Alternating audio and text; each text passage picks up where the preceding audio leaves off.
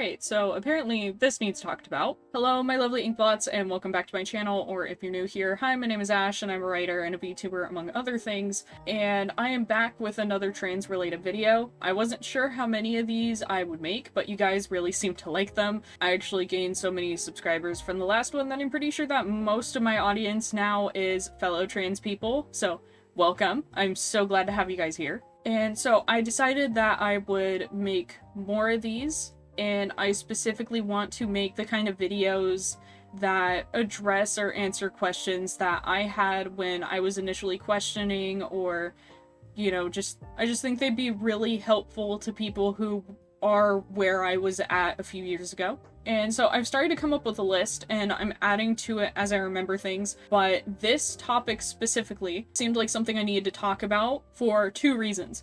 The first being that I remember Googling this back when I first started questioning my gender, because I had essentially grown up a tomboy, and even since coming out, multiple people in my life, especially of the older generations, have kind of been confused because they don't understand the difference. And I realized that this isn't just a thing with the older people in my life, it's also with a lot of people on the internet, considering how many questions I got on my last video about sort of the difference between being a trans man and a tomboy, and the amount of comments saying that I'm just gender nonconforming or I'm just a tomboy, and I'm reading into it too much. I know it's kind of a difficult distinction, but it boils down to some easy to spot differences, at least in my opinion. This video is entirely based on my opinion. A lot of this also draws from my own personal experiences with tomboys and women that would be considered traditionally masculine or gender nonconforming, because I know plenty of them. In fact, I thought I was one for like 19 years. So anyway, let's get into it. First of all, the most basic one is that trans men don't like being referred to as women. This is a massive one that I feel like people ignore for some reason, even though it's literally right there. I remember when I came out to my parents, my dad asked me why I couldn't just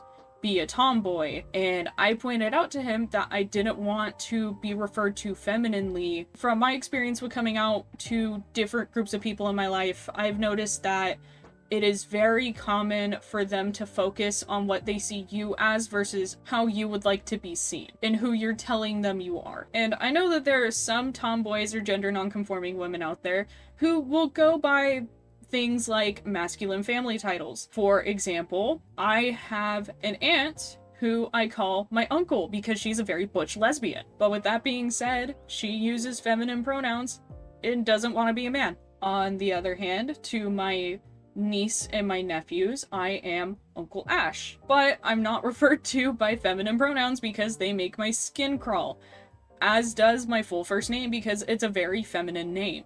A lot of tomboys that I know are still fine with being perceived as women, but are just more masculine. And as a trans man, that's not my experience. I just want to be perceived as a guy. Another thing, and this is another huge one, is that tomboys would not generally want the changes associated with transitioning. And now I've gotten comments from tomboys telling me things like they don't like or want their chests, and that's fine. I personally have heard many women complain about that, and having breasts or not having breasts does not make you a woman, as we know with breast cancer survivors like my aunt, but that's not what I'm referring to here. But cis women generally don't want to develop the attributes that come with going through a male puberty. For example, increased body hair, which is something that I have found really exciting so far. Same with facial hair.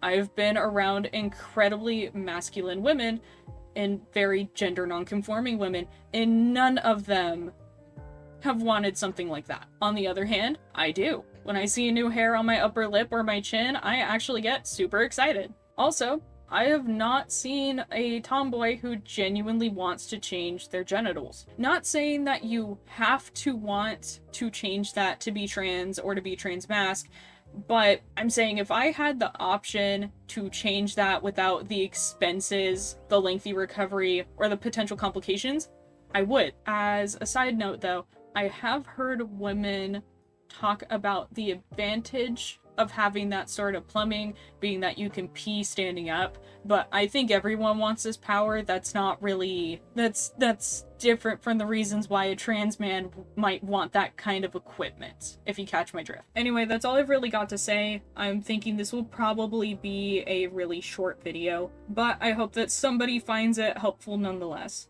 Especially because I wish I had somebody there to kind of break it down like this when I was first questioning everything, because I genuinely was wondering what the difference was, and I didn't really understand what the difference was until I was already on the other side of that difference and knew I was. Anyway, if you liked the video, please give it a like. If you would like to see more videos like this and more videos discussing trans topics, please consider subscribing.